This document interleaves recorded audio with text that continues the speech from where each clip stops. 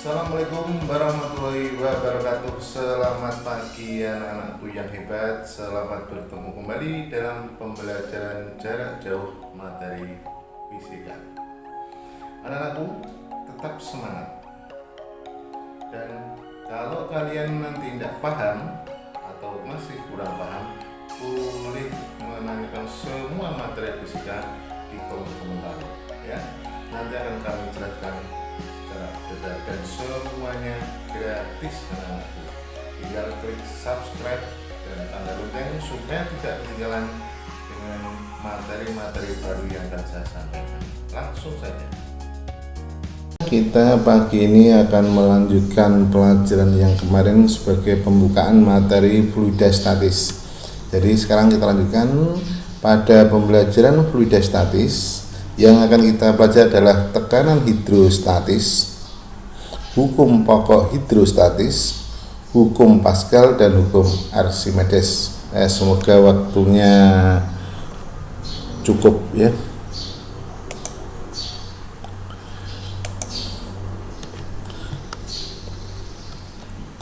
Tekanan hidrostatis. Tekanan hidrostatis merupakan tekanan yang diberikan zat cair ke semua arah pada suatu benda akibat adanya gaya gravitasi. Tekanan hidrostatis akan meningkat seiring dengan bertambahnya kedalaman yang diukur dari permukaan zat cair. Kemarin waktu kita belajar tekanan kita sudah singgung sedikit tentang tekanan hidrostatis, maka hari ini langsung saja kita menggunakan rumusnya ya. Adapun rumus tekanan hidrostatis yaitu pH sama dengan rho kali G kali H. Kemarin asalnya sudah kita bahas dari mana rho G H. pH tekanan hidrostatis rumus satuannya Newton per meter persegi. Rho massa jenis, G gaya gravitasi, H kedalaman suatu benda dari permukaan zat cair. Maka tekanan hidrostatis di kedalaman sama rho GH plus P. P itu adalah tekanan udara luar. Kita lanjut. Agar lebih memahami prinsip rumus tekanan hidrostatis, perhatikan ilustrasi gambar berikut. Tekanan total yang diterima si pemancing adalah sebesar tekanan atmosfer. Jika senantiasa menerima tekanan atmosfer setiap saat, sehingga P1 sama dengan P atmosfer. Kemudian yang kedua, tekanan total yang diterima penyelam bertangki kuning adalah sebesar tekanan atmosfer ditambah tekanan hidrostatis pada kedalaman H2, sehingga P2 sama dengan rho GH2 plus P atmosfer. Sedangkan tekanan total yang diterima penyelam bertangki merah adalah sebesar tekanan atmosfer ditambah tekanan hidrostatis pada kedalaman H3, sehingga P3 sama dengan rho GH3 plus P atmosfer. Karena H3 lebih besar dibanding H2, maka P3 juga lebih besar dibanding P2. Jadi semakin kamu dalam menyelamnya, maka tekanannya semakin besar. Kita lanjut. Hukum pokok hidrostatis. Ada yang mengatakan hukum utama hidrostatis, sama saja ya. Setiap titik yang terletak pada bidang datar di dalam suatu zat cair memiliki tekanan hidrostatis yang sama. Maksudnya gimana? Ini di sini ada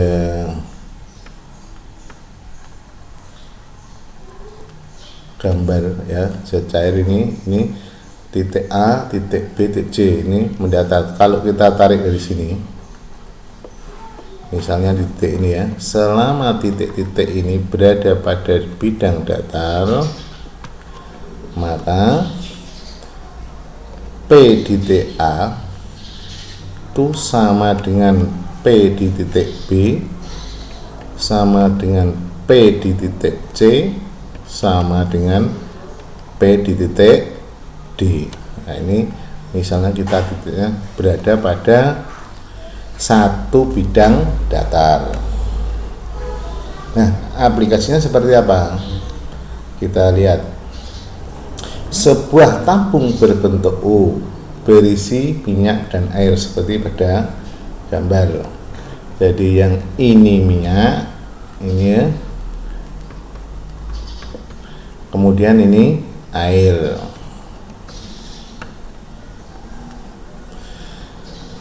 Terus karena titik A dan titik B berada satu bidang datar, maka titik A dan titik B berada pada suatu bidang datar dalam suatu jenis zat cair berdasarkan hukum pokok hidrostatis, maka kedua titik tersebut memiliki tekanan yang sama, sehingga PA sama dengan PB.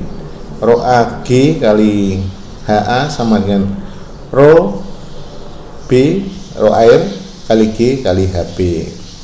Rho minyak kali H minyak. Jadi yang sini ini dicoret ya, karena G-nya sama ini dicoret, sehingga tinggal ini Rho minyak H minyak sama Rho air H air, sehingga Rho air sama dengan HA per HB kali Rho minyak. Ini adalah keterangannya. Massa jenis ini satuannya kilogram per meter kubik. Ini bisa meter, bisa sama kilogram per meter kubik. Ini bisa meter, bisa sentimeter. Ini juga meter, bisa sentimeter. Kita lanjutkan. Ini ilustrasi hukum Pascal. Jadi pada hukum Pascal ini ilustrasinya ini adalah ya, untuk mengangkat mobil yang 1000 kg hanya dibutuhkan beban yang massanya 200 kg. Nah, kok bisa? Maka kita bahas dalam hukum Pascal.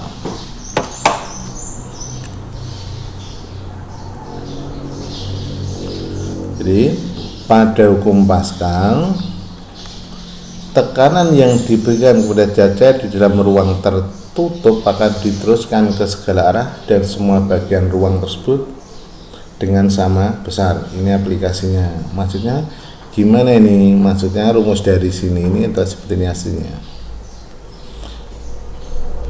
P1 sama dengan P2. Terus F1 per A1 sama dengan F2 per A2, sehingga F2 gaya yang dihasilkan, nah ini sama dengan F1 A1 kali A2. Nah, ini adalah rumus, jadinya seperti ini. Keterangannya ada di bawah, jadi kamu tinggal ngutip, dicatat, dipahami, sehingga besok kalau ulangan bisa. Nah, kalau ini hukum Archimedes. Jadi apabila sebuah benda dimasukkan dalam fluida, ini mula-mula beratnya kan 30. Kemudian di sini menjadi 23. Jadi kalau sebuah benda dimasukkan dalam fluida, maka dia akan mendapatkan gaya tekan ke atas atau gaya angkat sebesar berat fluida yang dipindahkan. Maka kalau ini 30 terus dimasukkan tinggal 23, berarti memindahkan fluida yang beratnya berapa? 30 dikurangi 23, 7 ya. Kalau ini kilo ya 7 kilo. Nah, penjelasannya seperti ini. Sebuah benda yang tercepat sebagian atau seluruhnya ke dalam zat cair akan mengalami gaya ke atas yang besarnya sama dengan berat zat cair yang dipindahkan. Ya. Jadi kalau ini ada benda, kita taruh sini ya. Terus ini ternyata dimasukkan ke sini. Yang saya arsir ini adalah V fluida. Kalau semuanya itu adalah V benda. Ya. Jadi keterangan ini itu V benda di dalam fluida. Jadi VBF ya. VBF. Kalau seluruhannya itu adalah V benda. Jadi VB itu volume zat cair yang dipindahkan. Jadi maksudnya adalah volume benda yang tenggelam, yang tercelup. Jadi ini adalah volume benda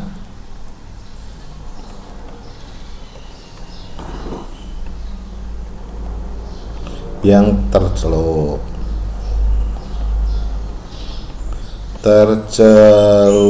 atau yang tenggelam.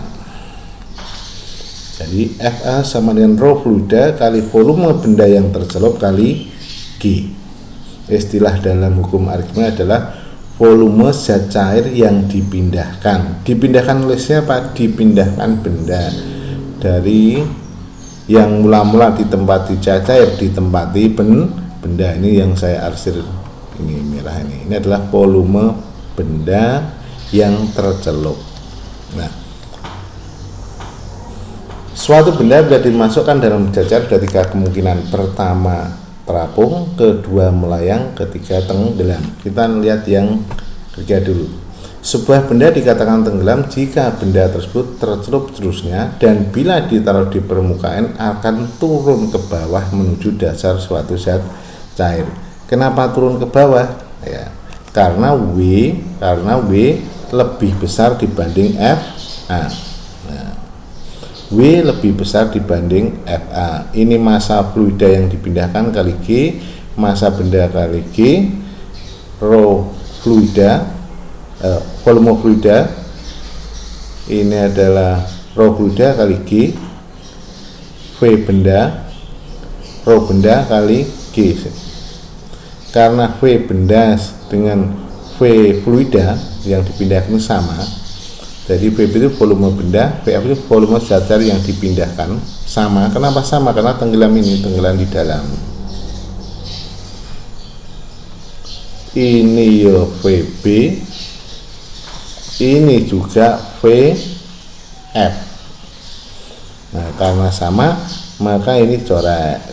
Ini dicoret, G-nya dicoret, sehingga rho fluida lebih kecil dibanding rho benda. Jadi keterangan kalau tenggelam berarti rho fluida lebih kecil dibanding rho benda. Nah, sekarang kalau melayang, sebuah benda dikatakan melayang jika benda tersebut tercelup terusnya di dalam zat cair tersebut. Nah, jadi tercelup bisa di sini, jadi tercelup iso ning kene, yang jelas tidak dia semuanya berada di dalam. Nah, keterangannya Fa sama dengan W M fluida kali G, M benda kali G. Ini kalau dicoret, ini volume fluida, rho fluida kali G, karena ini semuanya di dalam. Jadi sama ini adalah V benda sama dengan V fluida.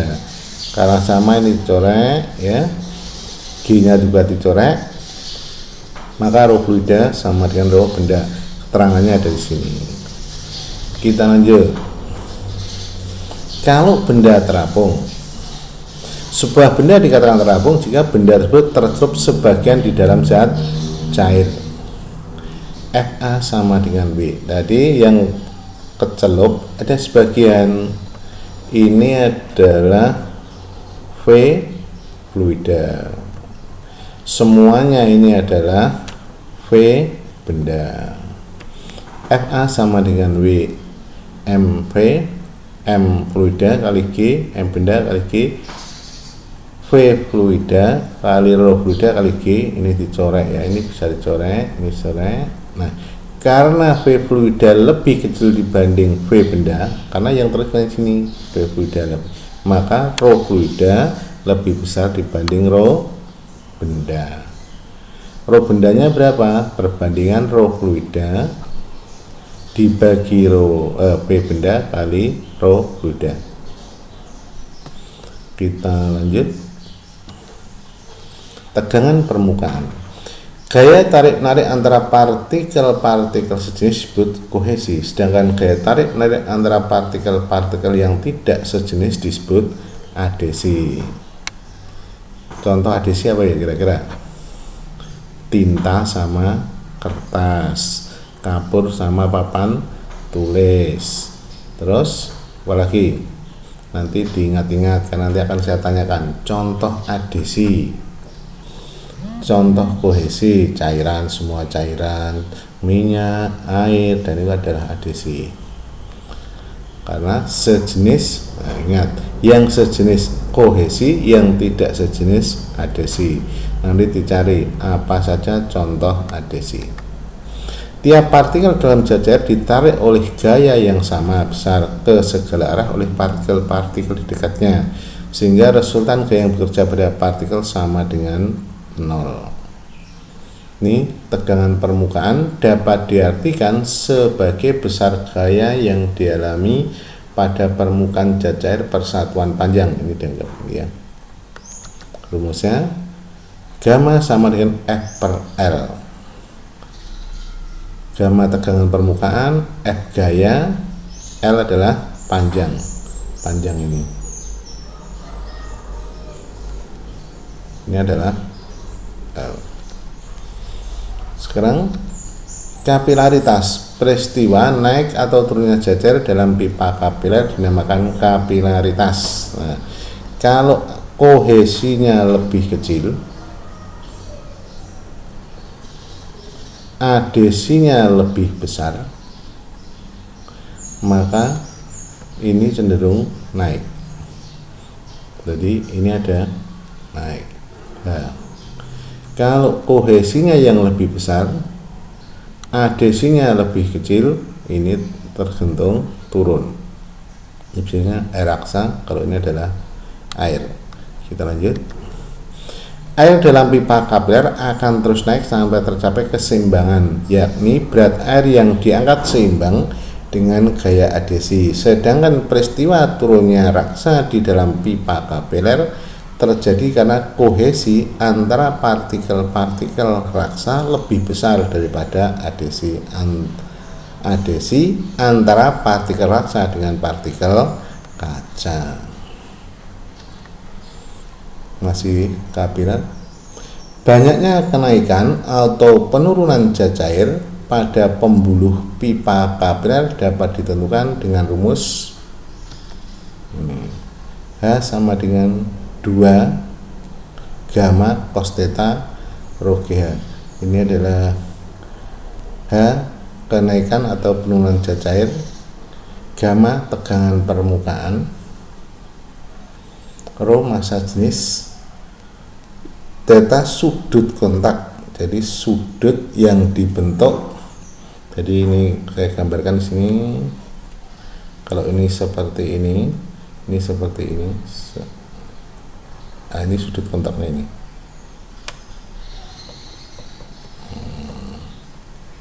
Ini adalah theta. Kalau seperti ini sudut kontaknya adalah ini.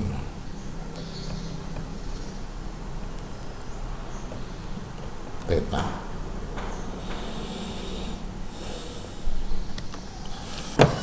Ya, demikianlah pembelajaran jarak hari ini. Karena waktunya memang sangat sedikit, dan silahkan tombol subscribe dan tanda lonceng supaya tidak ketinggalan dengan materi-materi ujian saya baru. Silahkan bertanya, akan saya jawab lewat kolom komentar. Ini akan saya jawab dan akan saya kirimkan video-video penjelasan materi fisika SMA. Tetap semangat. Mohon maaf kalau ada kesalahan. Wassalamualaikum warahmatullahi wabarakatuh.